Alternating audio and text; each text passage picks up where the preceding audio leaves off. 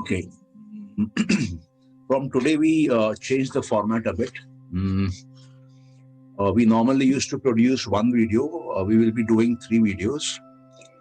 In the first section, I will be reading out a paper on the topic which we are covering. Uh, in the second, we will take question answers. And in the third, would be the meditation session. So, as suggested by somebody in the Sunday Inner Circle group, he was interested in knowing more about the practical ways to grow Vairagya, that is dispassion or detachment, for a householder devotee. So I gave it some thought. I've written a paper and we will be putting it up as a blog also on our website. And the video will be available if you want to refer to it. So let us look at what is Patanjali and what are vrittis first. Patanjali in his Patanjali Yoga Sutras has defined yoga as yoga chitta vritti nirodha. What he means is yoga is simply controlling the vrittis coming in the mind. Now, what are vrittis? Vrittis are actually thoughts which create fluctuations in the mind. And these thoughts can come to us either from inside us or through our sense organs connected to the world outside.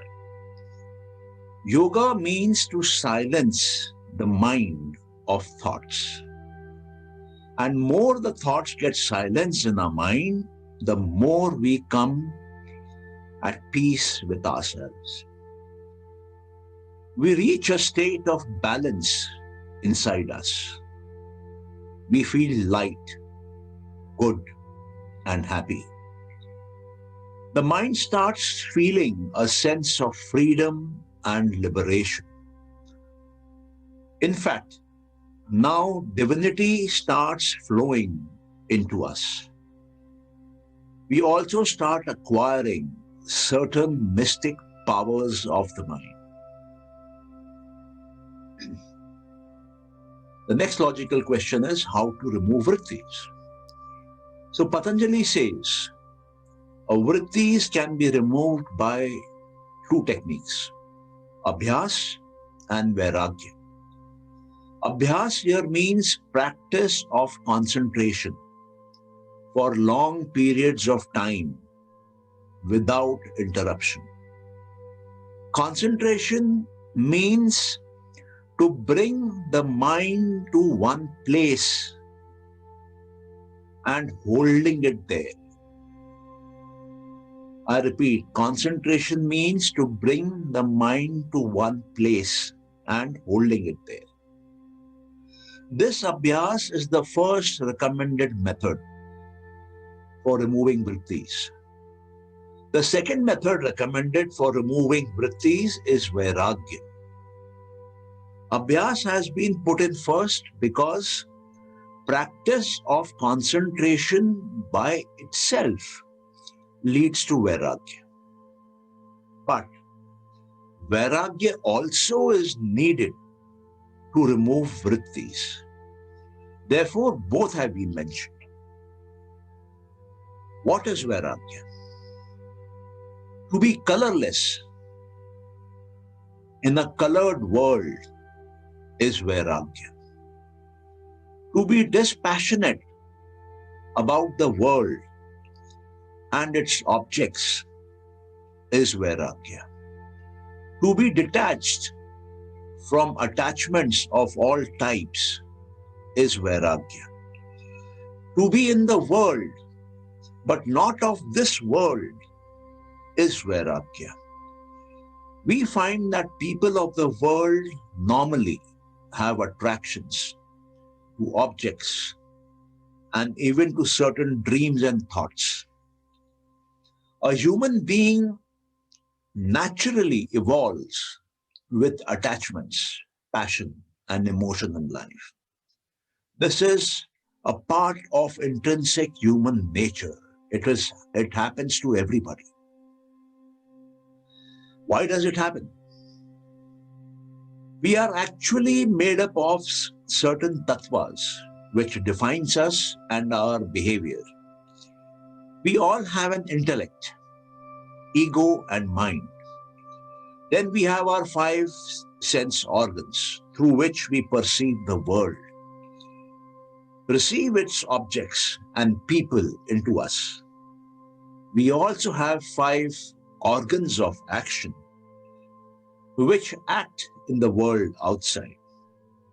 All of this is controlled by the mind, ego, and intellect. So these mind, ego, and intellect become colored with the colors of the world, its objects and its people. This all gets stored in us in the form of sanskaras. Sanskaras are recordings of past vrittis, past thoughts, in an intensified form in the chitta. And they then transform into karma with time.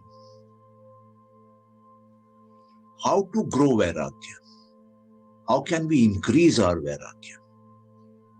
We can grow Vairagya by a very simple technique, by cancelling out the effect of our past sanskaras. We can do this by generating new sanskaras of opposite effect. If I have a negative thought, which comes very often to me, I can cancel it out and its effect by creating a more powerful sanskara of an opposite positive thought. So when both the sanskaras turn into karma, the positive sanskara will overshadow the negative sanskara. Thus, the karma which will happen will be positive. By this method, I am able to distance myself from the negative. I am able to detach myself from the undesired. I tend to become more dispassionate and emotionless. I become colorless in a colored world. What happens when past sanskaras are cancelled out? The vrittis now start dying down. They come more in control, and with regular practice of Vairagya, all vrittis will one day disappear. It is called Dharma Megha Samadhi. Here the Vairagya has become 100%. And Vairagya now is absolute. A yogi only after Dharma Megha Samadhi is able to move into Kevalya.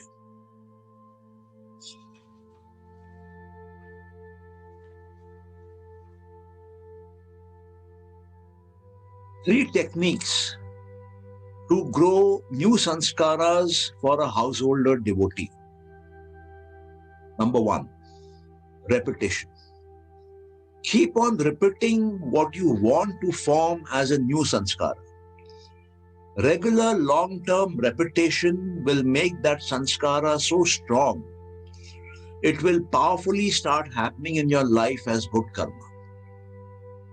So repetition is a very powerful method. Second is visualization. See visual images or a video of any new sanskara you want to form in your chitta. This again is a very powerful method to deliver good karma in a very short time. And the third is argumentation.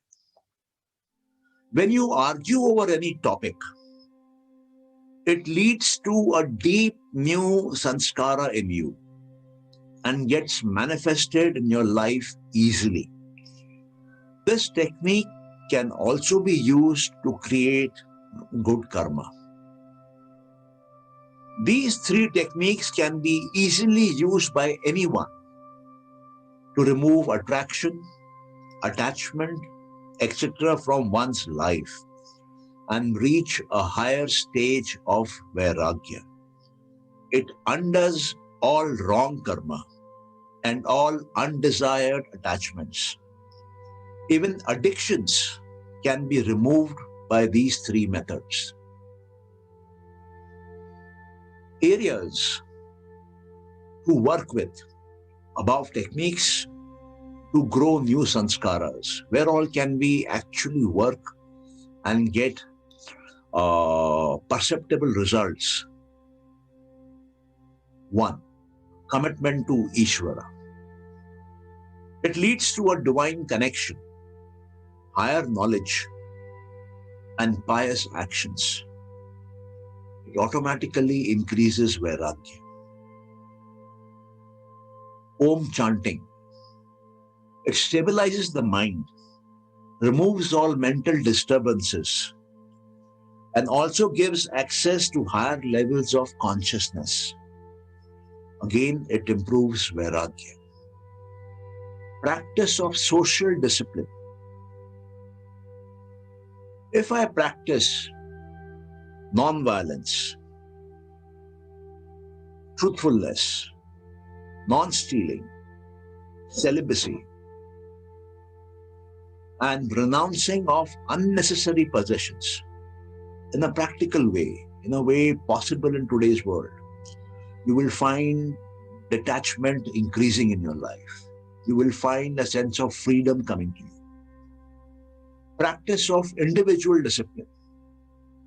Practice staying in a clean environment. Practice being contented. Do tough discipline on yourself. Practice austerities, tapasyas, self-study, read the scriptures, and of course, again, a very powerful thing, so it has got repeated here, Ishwar Pranidhana, which means commitment to Ishvara. Commitment to Ishvara is one single method which can give miraculous results, wonderful results in a very short span of time, if you follow it the way Patanjali has spoken about it.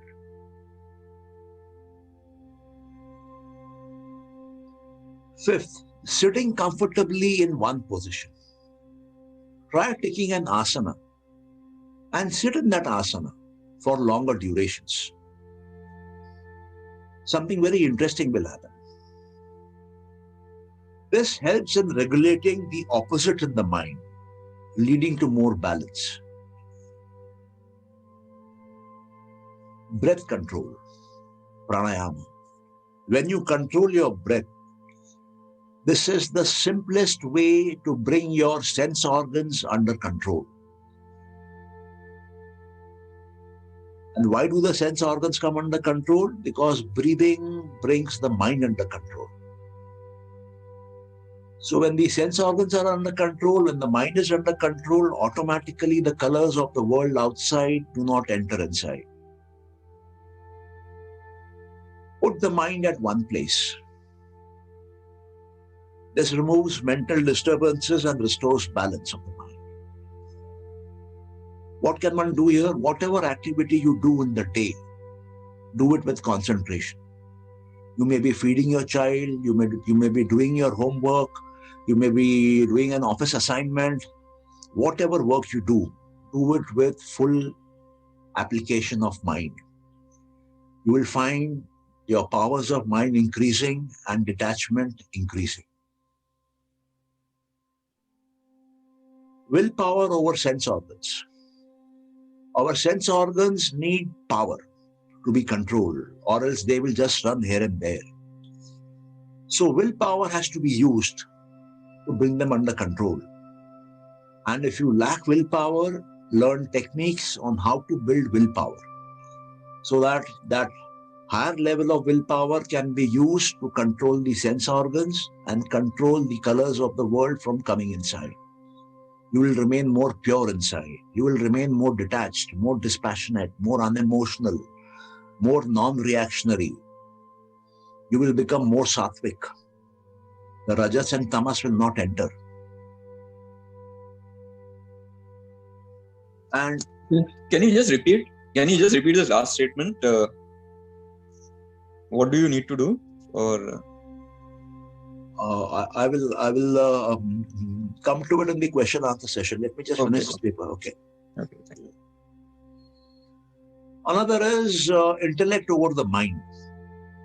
Our mind is constantly churning out thoughts. And thoughts, if left by themselves, they can do anything they want inside our heads. And then they become sanskaras and then they become karmas. So keep a watch over your mind. अपने बुद्धि को अपने मन के पीछे लगा के रखो. Like a watchdog. Then the mind will behave, then the thoughts will behave, and then the attachment will go away because only the right thoughts will stay and be active. And lead a balanced life. Don't lead a life of extremes. When you lead a balanced life, when you lead a moderate life, you will automatically find your likes and dislikes coming under control. And this will lead to higher levels of Vairagya.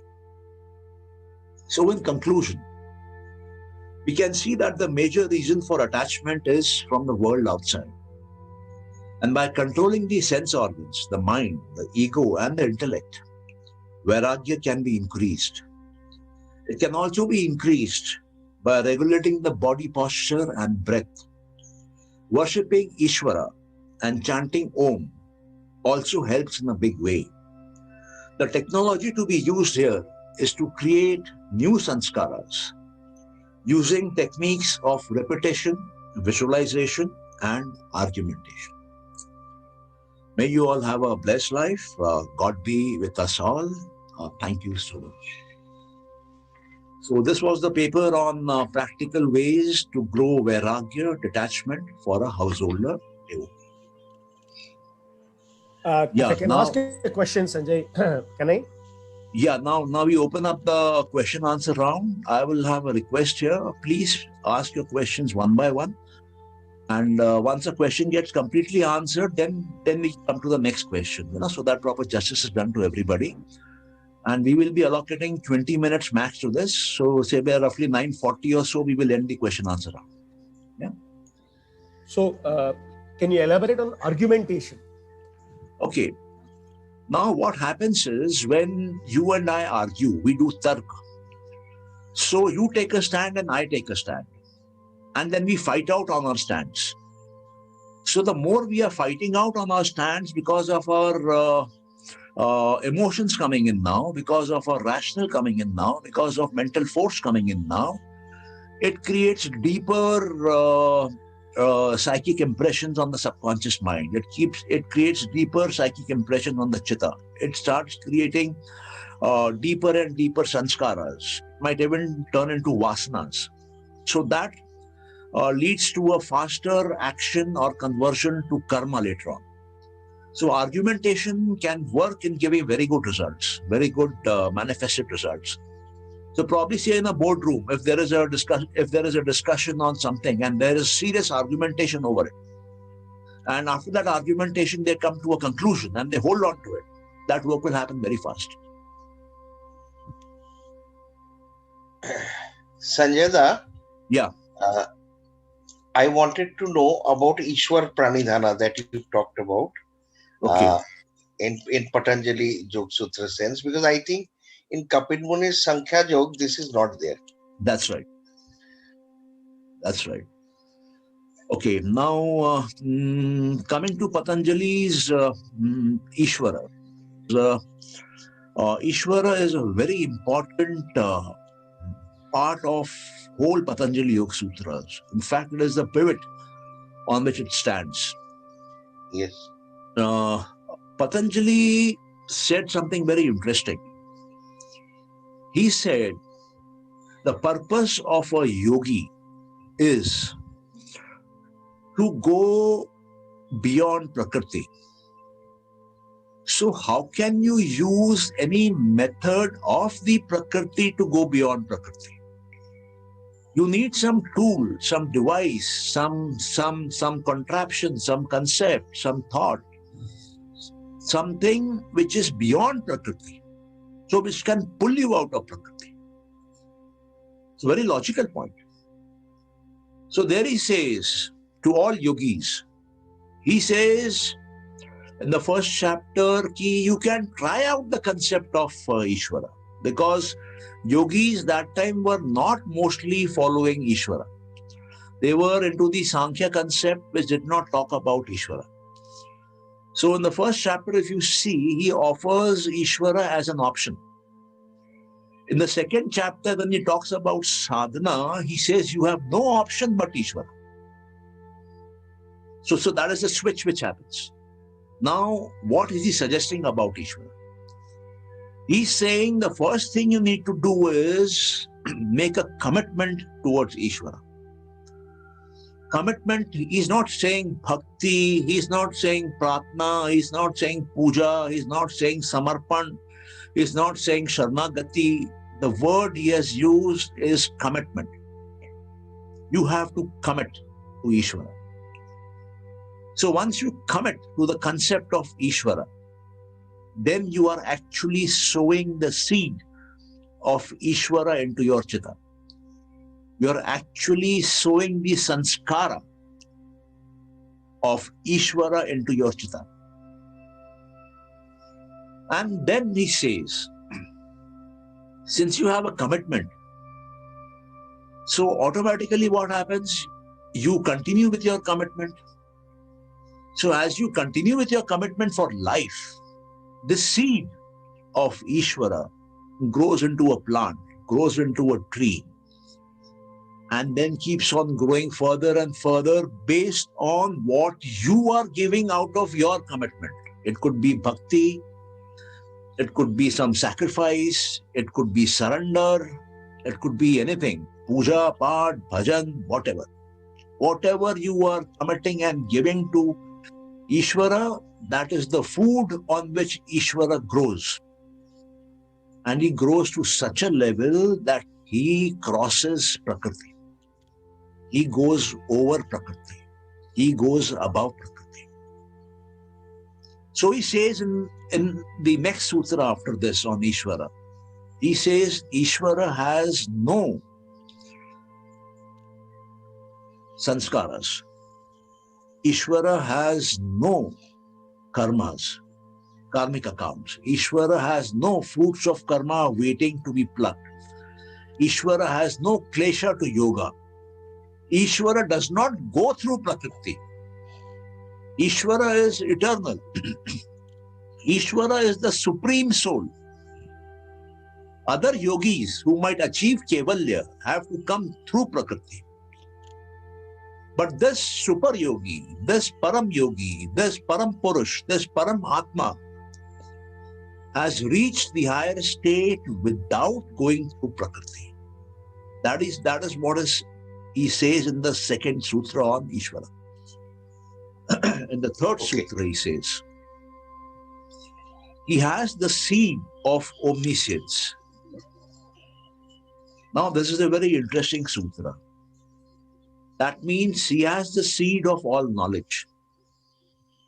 And then in the chapters on Siddhi and Kevalya, he says, any yogi who might have reached Kevalya also, his knowledge cannot surpass the knowledge of Ishvara. Ishvara's knowledge is supreme most. Nobody can go above that. But he says in the second chapter, while he's talking about Ishvara, the seed of omniscience. Now, who is growing that seed? Who is nurturing that seed? Who is culturing that seed? You, with your commitment. So as your commitment to him keeps on happening, keeps on growing, that seed of knowledge keeps on growing, goes towards omniscience, and you will find yourself landing up in the omniscience. You will find divine knowledge flowing into you. You will find your intuition, insights, sixth sense working wonders. You will find you are able to connect to other minds, read other minds, go across time, go across places. Knowledge will simply flow. Knowledge will simply be transmitted and received by your brain. So he calls it planting the seed of omniscience. And in the fourth, he says, he is the guru of our ancestors. He is the teacher of our ancients. So what he means is all ancient knowledge, all scriptures which have been written, the Vedas, the Upanishads, whatever, that divine knowledge has been revealed by Ishvara. So when he is their guru and they are your ancestors, so he is your guru also. So he will also guide you if your commitment to him holds on. And if he grows beyond Prakriti, and if he becomes omniscient, and you stay connected to him, he will flow through you into the world. And that is yoga. That is the yoga he's talking about. The finite human being merging with that infinite Ishvara based on his commitment to Ishvara. So he tells yogis, it is simply not possible for you guys to reach the highest without Ishvara. You're wasting your time. He says, Yama, 5 steps, Niyama, 5 steps. The 10th step is Ishvara Pranidhana.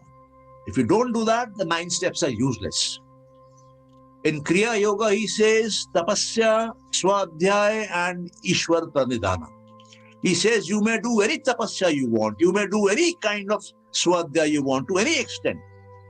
Until and unless you do Ishvara Pranidhana, your final Samadhi will not happen. Your liberation will not happen. Ishvara is something you cannot do without. So that is the importance he gives to Ishvara. Correct. And I would suggest to each one of you here, try it out as an experiment. Practice what he has said, these 4 sutras. Bring it up like a tree in your house. Give it time for 3 months. I tell you, your entire life will be a different life. You will be in a different plane altogether. You will not be able to comprehend today what I'm telling you will happen. It is beyond comprehension. So prayer is one form of Ishvara Pranidhana, right? I mean, what are the other forms? Other You ways? see, you can adopt any method. It is not method dependent. It is commitment dependent. You might pray, you might sing bhajans, you might walk naked on the street, lost in his memory. You might do charity. You might build temples. Any activity. Any activity which shows your commitment to Ishvara and which builds up on that commitment to Ishvara, which is increasing that sanskara. You know, I said there are 3 basic techniques of increasing a new sanskara, empowering a new sanskara. One is repetition. So mantra can be one form. One is visualization. So seeing an idol can be another form. The third I said is argumentation. So probably the Gyan Marg of scriptures can be another form, you know. So these 3 are the basic essential techniques. Prayer is again repetition. Swadhyaya. Yeah, Swadhyaya is self-study. So that again is sort of you are debating with yourself about the content. You know, कि ये ऐसा क्यों लिखा है, ये वैसा क्यों लिखा है, इसका क्या meaning होगा. Then you talk to others, you find out. So there is a sense of argumentation. You just don't directly take it inside what is said. You have to apply your mind to it, question it. Then you The are able to Sharanagati see. of Bhagavad Gita is also part of Ishvara Pranidhana, I think. As I said, Pranidhana means commitment. Yeah. So if you are surrendering yourself to the Lord, then you are not there, right? So if you look at your constitution of the 25 tattvas, from the cosmic intelligence after Prakriti, what has come out is ego. And then everything else has come out from the ego. Everything. The mind, the sense organs, the organs of action, the tanmatras and the panch mahabhutas. Now, if you are able to sort of do away with the ego Right. So now who is running the system? There has to be a driver. The first driver was the ego, which naturally evolved. Now, if that driver is removed from that seat, then the Ishvara takes over. So that is Sharanagati. Then the cosmic intelligence Correct. takes over. That is Sharanagati. You go into a Sharan. It's a very peaceful method, I must say. Difficult. It is difficult till you Very are able to difficult. do it. But once you are able to Yes, do it, then it is an automatic process. It simply rolls on. Yes.